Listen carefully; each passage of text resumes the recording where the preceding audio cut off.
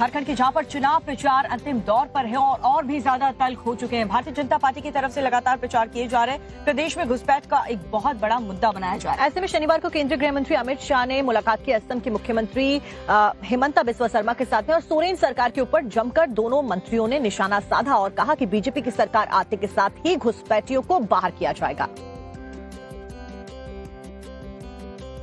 चुनाव को लेकर झारखंड में सियासी उबाल चरम पर है।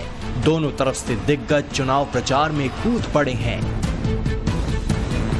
बयानों की तीर से एक दूसरे पर हमले किए जा रहे हैं। इन सब के बीच बीजेपी ने एक बार फिर झारखंड में हो रहे घुसपैठ का मुद्दा उछाला। आपने वोट बैंक के लिए घुसपैठियों को घुसाकर आदिवासियों की भूमि और जनसंख्या दोनों कम करने का काम किया है, कम करने का। जुबानी ताप से सियासत की अंगीठी जलाई जा रही है। बयानों में घुसपैठ का जिक्र कर सत्ता में पैठ बनाने की कोशिश है।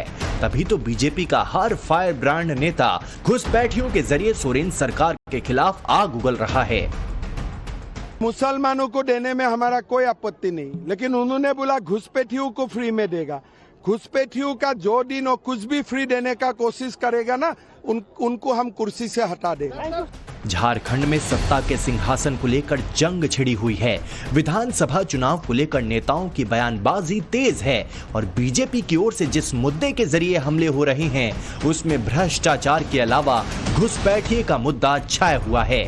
शनिवार को चुनाव प्रचार के लिए देवघर पहुंचे गृह मंत्री अमित शाह ने एक बार फिर घुसपैठियों का मुद्दा छेड़ा और हेमंत सोरेन सरकार पर हमला बोल दिया।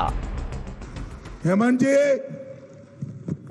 आदिवासियों की जनसंख्या कम हो रही है, कौन जिम्मेदार है?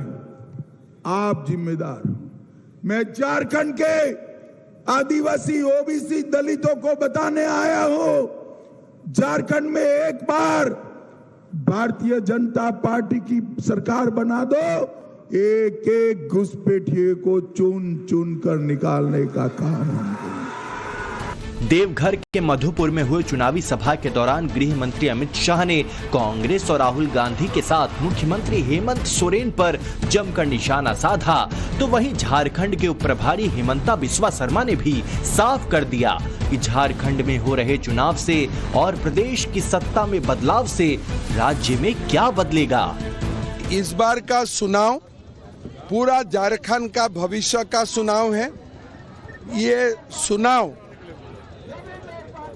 ये निर्णय करेगा कि झारखंड झारखंडिया के लिए रहेगा कि ये झारखंड घुसपैठिया अपना ग्रिप में ले लेगा। ये चुनाव यही डिसाइड करेगा कि झारखंड का अस्मिता रहेगा कि घुसपैठिया और घुसेगा। झारखंड के सियासत में अभी 2 दिनों तक जुबानी तल्खी जारी रहेगी, क्योंकि कल तक ही चुनाव प्रचार होने हैं। चलिए अब जानते हैं कि झारखंड में आज बीजेपी की ओर से चुनाव प्रचार के मैदान में कौन उतरेगा। आज बीजेपी अध्यक्ष जेपी नड्डा झारखंड में 3 रैलियां करेंगे। वे झारखंड के बोकारो, धनबाद और जामताड़ा में रैली करेंगे। बता दें कि झारखंड में दूसरे चरण के चुनाव होने हैं। पहले चरण में 13 नवंबर को वोटिंग हुई थी, तो वहीं अब दूसरे चरण में 20 नवंबर को वोटिंग होनी है, जबकि 23 नवंबर को चुनाव का फैसला होगा।